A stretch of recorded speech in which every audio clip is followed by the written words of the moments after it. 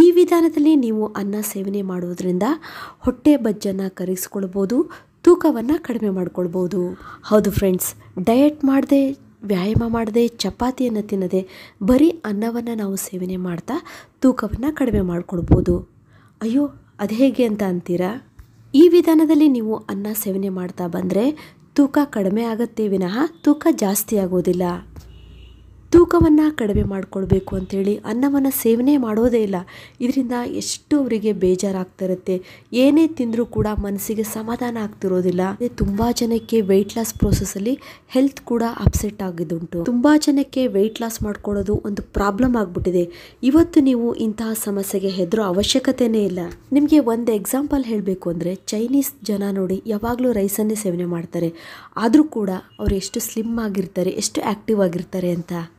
ಅದು ಹೇಗೆ ಅಂದರೆ, ಅವರು ಸರಿಯಾದ ವಿಧಾನದಲ್ಲಿ ಅನ್ನವನ್ನು ಸೇವನೆ ಮಾಡ್ತಾರೆ. ಹೌದು, ರೀಸೆಂಟಾಗಿ ಒಂದು ಸೈಂಟಿಫಿಕ್ ಸರ್ವೆ ನಡೆದು ಹಲವಾರು ರೀತಿಯ ಆಹಾರ ತಜ್ಞರು ಇದ್ರ ಬಗ್ಗೆ ತುಂಬಾ ತಲೆ ಕೆಡಿಸ್ಕೊಂಡು ಅನ್ನ ಎಷ್ಟು ಒಳ್ಳೆಯದು ಅನ್ನೋದ್ರ ಬಗ್ಗೆ ಒಂದು ರಿಸರ್ಚ್ ಮಾಡಿದರು. ಅದರಲ್ಲಿ ಅನ್ನವನ್ನು ಸರಿಯಾದ ವಿಧಾನದಲ್ಲಿ ಮತ್ತು ಸರಿಯಾದ ಸಮಯದಲ್ಲಿ ಸರಿಯಾದ ಪ್ರಮಾಣದಲ್ಲಿ ಸೇವನೆ ಮಾಡುವುದರಿಂದ BP, ಶುಗರ್ ಮತ್ತು ಥೈರಾಯ್ಡ್ ಇನ್ನಿತರ ಕಾಯಿಲೆಗಳಿರೋರು ಕೂಡ ಆರಾಮಾಗಿ ನಿಯಮಿತವಾಗಿ ಇದನ್ನು ಸೇವನೆ ಮಾಡ್ಬೋದು ಅಂತ ಹೇಳಿದ್ದಾರೆ. ಅಷ್ಟಲ್ಲದೆ ನಮ್ಮ ಹಿಂದಿನವರು ಅನ್ನಬ್ರಹ್ಮ ಅಂತ ಹೇಳಿ ಯಾಕೆ ಕರಿತಿದ್ರು ಹೇಳಿ? ಈ ವಿಧಾನದಲ್ಲಿ ನೀವು ಅನ್ನವನ್ನು ಸೇವನೆ ಮಾಡಿದ್ರೆ 100% ನಿಮ್ಮ ತೂಕವನ್ನು ಆರಾಮಾಗಿ ಕಡಿಮೆ ಮಾಡ್ಕೊಳ್ಬೋದು. ಬನ್ನಿ ಹಾಗಾದರೆ ಅನ್ನವನ್ನು ಹೇಗೆ ಸೇವನೆ ಮಾಡ್ಬೋದು ಅನ್ನೋದನ್ನು ನೋಡೋಣ. ಅದಕ್ಕೂ ಮೊದಲು, hello friends, welcome to Geetha Samsara Sante. ಯಾರು ನನ್ನ ಚಾನಲ್ನ ಇನ್ನೂ ಸಬ್ಸ್ಕ್ರೈಬ್ ಮಾಡ್ಕೊಂಡಿಲ್ಲ, ಪ್ಲೀಸ್ ಇವಾಗಲೇ ನನ್ನ ಚಾನಲ್ನ ಸಬ್ಸ್ಕ್ರೈಬ್ ಮಾಡ್ಕೊಳ್ಳಿ. ಜೊತೆಗೆ ಪಕ್ಕದಲ್ಲಿ ಒಂದು ಬೆಲ್ ಐಕಾನ್ ಇರುತ್ತೆ, ಅದನ್ನು ನನ್ನ ಎಲ್ಲ ವಿಡಿಯೋಗಳು ನಿಮಗೆ ಫಸ್ಟ್ ತಲುಪತ್ತೆ. ಫ್ರೆಂಡ್ಸ್, ನಾವು ಅನ್ನವನ್ನು ಮಾಡುವಾಗ ಅಕ್ಕಿಯನ್ನು ಅಟ್ಲೀಸ್ಟ್ 2 ನಿಮಿಷನಾದರೂ ನೀರಿನಲ್ಲಿ ನೆನೆಸಿಡಬೇಕು. ಈ ನೆನೆಸಿದ ಅಕ್ಕಿಯನ್ನು ನಾವು ಬೇಯಿಸಿದಾಗ ಅಥವಾ ಬಾಯ್ಲ್ ಮಾಡಿದಾಗ ಅಕ್ಕಿ ಏನಾಗುತ್ತೆ, 2ರಿಂದ 3 ಪಟ್ಟು ದೊಡ್ಡ ಗಾತ್ರ ಆಗುತ್ತೆ, ದೊಡ್ಡದಾಗತ್ತೆ. ಹೀಗೆ ಬೇಯಿಸುವಾಗ ಅನ್ನ ನೀರನ್ನು ಚೆನ್ನಾಗಿ ಅಬ್ಸರ್ವ್ ಮಾಡುತ್ತೆ. ಇದರಿಂದ ಅನ್ನದ ಗಾತ್ರ ದೊಡ್ಡದಾಗತ್ತೆ, ಜಾಸ್ತಿ ಆಗುತ್ತೆ. ಇದರಿಂದ ಅನ್ನದಲ್ಲಿ 50% ಕಾರ್ಬೋಹೈಡ್ರೇಟ್ ಇರುತ್ತೆ, 50% ವಾಟರ್ ಇರುತ್ತೆ, ಅಂದರೆ ನೀರಿನ ಅಂಶ ಜಾಸ್ತಿ ಇರುತ್ತೆ. ಅದೇ ನಾವು ಚಪಾತಿ ತಯಾರಿ ಮಾಡಬೇಕಾದ್ರೆ ನೀರನ್ನು ತುಂಬಾ ಕಡಿಮೆ ಪ್ರಮಾಣದಲ್ಲಿ ಬಳಸ್ತೀವಿ. ಹಾಗಾಗಿ ಚಪಾತಿಯಲ್ಲಿ ನೀರಿನ ಪ್ರಮಾಣ ಕಡಿಮೆ ಇರುತ್ತೆ, ಸಾಲಿಡ್ ಅಂಶ 80% ಇರುತ್ತೆ. ಹಾಗಾಗಿ ನಾವು ಚಪಾತಿ ಸೇವನೆ ಮಾಡಿದ್ರೆ 80% ಸಾಲಿಡ್ ಅಂಶವನ್ನು ನಾವು ಸೇವನೆ ಮಾಡಿದಾಗ ಆಗುತ್ತೆ. ನಾವು ವೆಯ್ಟ್ ಲಾಸ್ ಮಾಡ್ಕೊಳ್ಬೇಕು ಅಂತ ಅಂದರೆ ಅನ್ನವನ್ನು ಬಿಸಿ ಬಿಸಿ ಅನ್ನ ಸೇವನೆ ಮಾಡಬಾರ್ದು. ಅನ್ನವನ್ನು ನಾವು ಮೊದಲೇ ತಯಾರಿ ಮಾಡಿ ಇಟ್ಕೊಳ್ಬೇಕು. ಅಂದರೆ ಮಿನಿಮಮ್ 2ರಿಂದ 3 ಗಂಟೆ ಹಿಂದೆಯೇ ನಾವು ಅನ್ನವನ್ನು ತಯಾರಿ ಮಾಡಿ ಇಟ್ಕೊಳ್ಬೇಕು. ಅನ್ನ ತಣ್ಣಗಾಗಿರಬೇಕು. ಬಿಸಿಯನ್ನು ಸೇವನೆ ಮಾಡಿದ್ರೆ ಅದರಲ್ಲಿರುವಂಥ ಗ್ಲೈಸೆಮಿಕ್ ಇಂಡೆಕ್ಸ್ ಹೈ ಆಗಿರುತ್ತೆ. ಇದರಲ್ಲಿರುವಂಥ ಕಾರ್ಬೋಹೈಡ್ರೇಟ್ ಫಾಸ್ಟಾಗಿ ಗ್ಲೂಕೋಸಿಗೆ ಬದಲಾವಣೆ ಆಗುತ್ತೆ. ಆದ್ದರಿಂದ ನಾವು ಬಿಸಿಯನ್ನು ತಿಂದಾಗ ಬೇಗ ನಮಗೆ ಫಾಸ್ಟಾಗಿ ಡೈಜೆಸ್ಟ್ ಆಗುತ್ತೆ, ಜೀರ್ಣ ಆಗುತ್ತೆ. ನಾವು ಬಿಸಿ ಬಿಸಿ ಅನ್ನ ಜೊತೆಗೆ ಸಾಂಬಾರು ಮಿಕ್ಸ್ ಮಾಡಿಕೊಂಡು ಊಟ ಮಾಡಿದಾಗ ನಮಗೆ ಬೇಗ ಡೈಜೆಸ್ಟ್ ಆಗುತ್ತೆ. ಸ್ವಲ್ಪ ಹೊತ್ತಿಗೆ ಮತ್ತೆ ನಮಗೆ ಹೊಟ್ಟೆ ಸುಸ್ತು. ನಾವೇನು ಮಾಡ್ತೀವಿ, ಎಕ್ಸ್ಟ್ರಾ ತಿನ್ನಲಿಕ್ಕೆ ಸ್ಟಾರ್ಟ್ ಮಾಡ್ತೀವಿ. ಏನಾದರೂ ಮನೇಲಿ ಇನ್ನೇನಾದರೂ ಇದೆಯೋ ಅಂತ ಹುಡುಕ್ತೀವಿ, ಎಕ್ಸ್ಟ್ರಾ ಮತ್ತೆ ಸೇವನೆ ಮಾಡ್ತೀವಿ. ಇದರಿಂದ ಏನಾಗುತ್ತೆ, ಎಕ್ಸ್ಟ್ರಾ ಕ್ಯಾಲೋರೀಸ್ ನಮ್ಮ ದೇಹದಲ್ಲಿ ಸೇರಿಕೊಳ್ಳುತ್ತೆ, ವೆಯ್ಟ್ ಜಾಸ್ತಿ ಆಗಲಿಕ್ಕೆ ಸ್ಟಾರ್ಟ್ ಆಗುತ್ತೆ.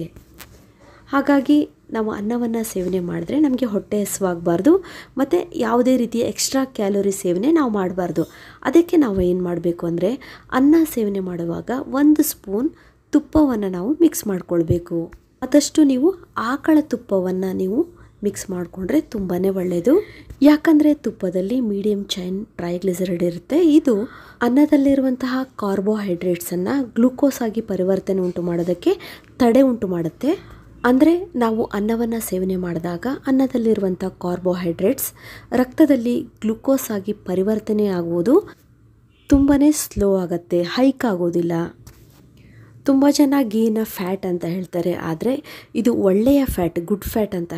ಗೀ ಅನ್ನೋದು ಒಂದು ಒಳ್ಳೆಯ ಗುಡ್ ಫ್ಯಾಟ್. ತುಪ್ಪವನ್ನು ನಾವು ಸರಿಯಾದ ಪ್ರಮಾಣದಲ್ಲಿ ಸೇವನೆ ಮಾಡೋದ್ರಿಂದ ನಮ್ಮ ದೇಹದಲ್ಲಿರುವಂಥ ಬ್ಯಾಡ್ ಫ್ಯಾಟನ್ನು ಮೆಟಾಬಲೈಸ್ ಮಾಡುವುದು ಅಥವಾ ಅದನ್ನು ಕರಗಿಸುವಲ್ಲಿ, ಅದನ್ನು ಹೀಟ್ ಮಾಡಿ ಎನರ್ಜಿಗೆ ಕನ್ವರ್ಟ್ ಮಾಡುವುದಕ್ಕೆ ತುಪ್ಪ ತುಂಬಾ ಒಳ್ಳೆಯ ಒಂದು ಮೂಲ ಅಂತ ಹೇಳ್ಬೋದು. ಆದ್ದರಿಂದ ಅನ್ನಕ್ಕೆ 1 ಸ್ಪೂನ್ ತುಪ್ಪವನ್ನು ಮಿಕ್ಸ್ ಮಾಡಿಕೊಂಡು ಊಟ ಮಾಡೋದ್ರಿಂದ ನಾವು ತಿಂದಂಥ ಅನ್ನ ನಿಧಾನಗತಿಯಲ್ಲಿ ಡೈಜೆಸ್ಟ್ ಆಗುತ್ತೆ. ಅದ್ರ ಜೊತೆಗೆ ನಮಗೆ ಬೇಗ ಹೊಟ್ಟೆ ಹಸಿವು ಕೂಡ ಆಗೋದಿಲ್ಲ.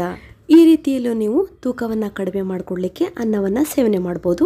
ಅದ್ರ ಜೊತೆಗೆ ನೀವು ಅನ್ನಕ್ಕೆ ಮೊಸರನ್ನು ಕೂಡ ನೀವು ಯೂಸ್ ಮಾಡಿಕೊಂಡು, ಒಂದು ವೇಳೆ ಕೆಲವರು ತುಪ್ಪ ತಿನ್ನೋದಿಲ್ಲ ಅನ್ನೋರು ಮೊಸರನ್ನ ಯೂಸ್ ಮಾಡ್ಕೊಳ್ಬೋದು. ಯಾಕಂದರೆ ಮೊಸರಿನಲ್ಲೂ ಕೂಡ ಒಂದು ಒಳ್ಳೆಯ ಪ್ರೋಟೀನ್ ಅಂಶ ಇದೆ ಮತ್ತು ಒಂದು ಒಳ್ಳೆಯ ಗುಡ್ ಫ್ಯಾಟ್ ಕೂಡ ಇದೆ.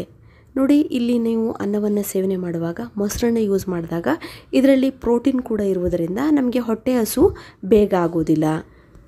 ಇನ್ನು ನೀವು ಮೊಸರು ಸೇವನೆ ಮಾಡುವಾಗ ಅನ್ನ 1 ಬೌಲ್ ತೊಗೊಂಡ್ರೆ 2 ಬೌಲ್ ಮೊಸರನ್ನ ತಗೊಳ್ಳಿ. ಸಾಕಷ್ಟು ಜಾಸ್ತಿ ಮೊಸರನ್ನ ಮಿಕ್ಸ್ ಮಾಡಿಕೊಂಡು ಅನ್ನವನ್ನು ಊಟ ಮಾಡೋದ್ರಿಂದ ಹೊಟ್ಟೆ ತುಂಬಿದ ಅನುಭವ ಆಗುತ್ತೆ. ನಿಮಗೆ ಬೇಗ ಹೊಟ್ಟೆ ಹಸಿವು ಕೂಡ ಆಗೋದಿಲ್ಲ. ಇನ್ನು ಮುಖ್ಯವಾಗಿ ನಾವು ತೂಕವನ್ನು ಕಡಿಮೆ ಮಾಡಿಕೊಳ್ಬೇಕು ಅಂದರೆ ಎಲ್ಲ ಕಾಳುಗಳಲ್ಲಿ ಹೆಸರು ಕಾಳು ತೂಕ ಕಡಿಮೆ ಮಾಡಲಿಕ್ಕೆ ರಾಜ ಅಂತಲೇ ಹೇಳ್ಬೋದು. ಹೌದು ಫ್ರೆಂಡ್ಸ್, ಹೆಸರು ಕಾಳು ಮತ್ತು ಅನ್ನವನ್ನು ರೈಸನ್ನು ಮಿಕ್ಸ್ ಮಾಡಿಕೊಂಡು ನೀವು ಕಿಚಡಿಯನ್ನು ಮಾಡ್ಕೊಂಡು ತಿನ್ನುವುದರಿಂದ ತೂಕವನ್ನು ಕಡಿಮೆ ಮಾಡ್ಕೊಳ್ಬೋದು. ಹೆಸರು ಕಾಳು ಅಲ್ಲದೆ ಹೆಸರು ಬೇಳೆಯನ್ನು ಕೂಡ ನೀವು ಯೂಸ್ ಮಾಡ್ಕೊಳ್ಬೋದು. ಈ ಹೆಸರು ಕಾಳಿನಲ್ಲಿ ಪ್ರೋಟೀನ್ ಅಂಶ ಜಾಸ್ತಿ ಇದೆ, ಅದ್ರ ಜೊತೆಗೆ ಫೈಬರ್ ಅಂಶ ಕೂಡ ಜಾಸ್ತಿ ಇದೆ. ಆದರೆ ಇದರಲ್ಲಿರುವಂತಹ ಕ್ಯಾಲೋರಿ ಮಾತ್ರ ತುಂಬಾ ಕಡಿಮೆ ಇದೆ. ಹಾಗಾಗಿ ವೆಯ್ಟ್ ಲಾಸ್ ಮಾಡಲಿಕ್ಕೆ ತುಂಬಾ ಒಳ್ಳೆಯದು. ನೀವು ಯಾವುದೇ ರೀತಿಯ ತರಕಾರಿ ಹಾಕಿ ಸಾಂಬಾರು ಮಾಡೋದಾದರೂ ಕೂಡ ಹೆಸರು ಕಾಳನ್ನು, ಹೆಸರು ಬೇಳೆಯನ್ನು ಬಳಸಿ ಸಾಂಬಾರು ಮಾಡಿಕೊಂಡ್ರೆ ನಿಮಗೆ ವೆಯ್ಟ್ ಲಾಸ್ ಮಾಡಲಿಕ್ಕೆ ತುಂಬ ಉಪಯೋಗಕ್ಕೆ ಬರುತ್ತೆ. ಅದೇ ತೊಗರಿಬೇಳೆ ಹಾಕಿದರೆ ಇಲ್ಲ ಕಡಲೆಕಾಳು, ಇವೆಲ್ಲವೂ ಸ್ವಲ್ಪ ಕ್ಯಾಲೋರೀಸ್ ಜಾಸ್ತಿ ಇರುತ್ತೆ. ಇದು ನಮ್ಮ ತೂಕವನ್ನು ಇನ್ನೂ ಜಾಸ್ತಿ ಮಾಡುವಂತಹ ಕಾಳುಗಳಾಗಿರುತ್ತೆ. ಹಾಗಾಗಿ ಹೆಸರು ಕಾಳಂತೂ ಆಯುರ್ವೇದದಲ್ಲೂ ಕೂಡ ಹೆಸರು ಕಾಳಿನ ಎಲ್ಲ ಪದಾರ್ಥಗಳು ತೂಕವನ್ನು ಕಡಿಮೆ ಮಾಡಲಿಕ್ಕೆ ತುಂಬ ಒಳ್ಳೆಯದು ಅಂತ ಹೇಳ್ತಾರೆ. ಇದೊಂದು ನಿಮಗೆ ಇನ್ನೊಂದು ಟಿಪ್ಸ್ ಅಂತ ಹೇಳ್ತೀನಿ. ತೂಕ ಕಡಿಮೆ ಮಾಡಲಿಕ್ಕೆ ತುಂಬ ಒಳ್ಳೆ ಟಿಪ್ಸ್ ಇದು. ನೆಕ್ಸ್ಟ್ ಇದ್ರ ಜೊತೆಗೆ ಫ್ರೆಂಡ್ಸ್, ನೀವು ಅನ್ನವನ್ನು ಮಾಡ್ಕೊಳ್ಳುವಾಗ ಆದಷ್ಟು ವೆಜಿಟೇಬಲ್ ರೈಸ್ ಮಾಡ್ಕೊಳ್ಳಿ. ಇದು ತುಂಬ ಎಲ್ಲ ರೀತಿಯ ತರಕಾರಿಗಳನ್ನು ಬಳಸಬೇಕು. ಇವಾಗ ನೀವು ಪ್ಲೇಟ್ ನೋಡ್ತಿದ್ದೀರಲ್ಲ, ಎಷ್ಟು ಕಡಿಮೆ ಪ್ರಮಾಣದ ರೈಸ್ ಇದೆ ಮತ್ತು ತರಕಾರಿ ಇದೆ. ಫಸ್ಟು ನೀವು ತರಕಾರಿಯನ್ನು ಸೇವನೆ ಮಾಡಿ, ಆಮೇಲೆ ಅನ್ನವನ್ನು ಸೇವನೆ ಮಾಡೋದ್ರಿಂದ ನಿಮಗೆ ಹೊಟ್ಟೆ ತುಂಬಿದ ಅನುಭವ ಆಗುತ್ತೆ.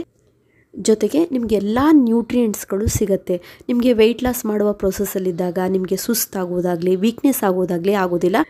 ನಿಮಗೆ ಇಷ್ಟವಾಗುವಂಥ ಅನ್ನವನ್ನು ಆರಾಮಾಗಿ ತಿಂದು ನಿಮಗೆ ಹೊಟ್ಟೆ ತುಂಬಿದ ಅನುಭವ ಕೂಡ ಆಗುತ್ತೆ. ಅನ್ನವನ್ನು ನೀವು ಸೇವನೆ ಮಾಡುವಾಗ ಹಸಿ ತರಕಾರಿ ಆಗಿರಲಿ ಇಲ್ಲ ಪಲ್ಯದ ರೂಪದಲ್ಲಿ ನೀವು ಕೋಸನ್ನು ಯೂಸ್ ಮಾಡಿ. ಎಲೆಕೋಸು ತುಂಬ ಯೂಸ್ ಮಾಡೋದ್ರಿಂದ ತೂಕವನ್ನು ಈಸಿಯಾಗಿ ನಾವು ಕಡಿಮೆ ಮಾಡ್ಕೊಳ್ಬೋದು. ಅದ್ರ ಜೊತೆಗೆ ಸೌತೆಕಾಯಿ ಕೂಡ ತುಂಬ ಒಳ್ಳೆಯದು ಮತ್ತು ಕುಂಬಳಕಾಯಿ, ಈ 3 ತರಕಾರಿಗಳಿದೆ. ಇನ್ನೂ ಹಲವಾರು ತರಕಾರಿಗಳಿದೆ, ಅಂದರೆ ಇದು ನಿಮಗೆ ಕಾಮನ್ ಆಗಿ ಸಿಗುತ್ತೆ ಮಾರ್ಕೆಟಲ್ಲಿ. ಹಾಗಾಗಿ ಈ 3 ತರಕಾರಿಗಳನ್ನು ಹೆಚ್ಚಿಗೆ ನೀವು ಬಳಸುವುದರಿಂದ ತೂಕವನ್ನು ಈಸಿಯಾಗಿ ನೀವು ಕಡಿಮೆ ಮಾಡ್ಕೊಳ್ಬೋದು. ಅನ್ನವನ್ನು ನಾವು ಹೇಗೆ ತಯಾರಿ ಮಾಡ್ಕೊಳ್ಬೇಕು ಅಂದರೆ ಆದಷ್ಟು ಕುಕ್ಕರ್ ಅನ್ನವನ್ನು ಬಳಸೋದು ಕಡಿಮೆ ಮಾಡಬೇಕು.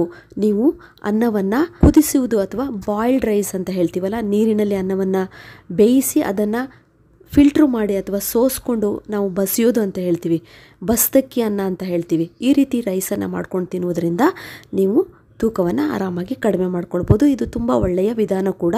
ನೀವು ಅನ್ಪಾಲಿಶ್ಡ್ ರೈಸ್ ಅಂದರೆ ಹೆಚ್ಚಿಗೆ ಪಾಲಿಶ್ ಆಗದೆ ಇರುವಂಥ ಅಕ್ಕಿ, ಅದ್ರ ಜೊತೆಗೆ ಕೆಂಪಕ್ಕಿ ಅಂತ ಸಿಗತ್ತೆ, ಅದನ್ನು ಕೂಡ ನೀವು ಯೂಸ್ ಮಾಡ್ಬೋದು. ಫ್ರೆಂಡ್ಸ್, ವೆಯ್ಟ್ ಕಡಿಮೆ ಮಾಡ್ಕೊಳ್ಬೇಕು ಅಂತ ಹೇಳಿ ಡಯಟ್ ಮಾಡೋದು, ಎಕ್ಸಸೈಸ್ ಮಾಡೋದು ಅದೊಂದು ತಲೆನೋವೇ.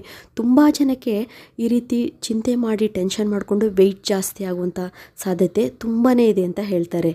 ಇದು ಸೈಂಟಿಫಿಕ್ ಆಗೂ ಕೂಡ ಪ್ರೂವ್ ಆಗಿದೆ. ಹಾಗಾಗಿ ನಮಗಿಷ್ಟವಾದಂಥ ಅನ್ನವನ್ನು ಹಿತಮಿತವಾಗಿ ಮತ್ತು ಇಲ್ಲಿ ಹೇಳಿದಂಥ ಟಿಪ್ಸ್ಗಳನ್ನು ನೀವು ಫಾಲೋ ಮಾಡೋದ್ರಿಂದ 100% ನಿಮ್ಮ ತೂಕವನ್ನು ಕಡಿಮೆ ಮಾಡ್ಕೊಳ್ಬೋದು. ನೋಡಿದ್ರಲ್ಲ ಫ್ರೆಂಡ್ಸ್, ಅನ್ನವನ್ನು ಈ ರೀತಿ ಸೇವನೆ ಮಾಡೋದ್ರಿಂದ ವೇಟನ್ನು ಹೇಗೆ ಕಡಿಮೆ ಮಾಡ್ಕೊಳ್ಬೋದು ಅಂಥೇಳಿ ಈ ವಿಡಿಯೋದಿಂದ ನಿಮಗೆ ಸ್ವಲ್ಪನೇ ಹೆಲ್ಪ್ ಆದರೂ ನಂಗೆ ಅಷ್ಟೇ ಖುಷಿಯಾಗುತ್ತೆ. ಮತ್ತೆ ಭೇಟಿ ಹೋಗೋಣ ಹೊಸದೊಂದು ವಿಡಿಯೋದೊಂದಿಗೆ. Till then be happy, take care, bye.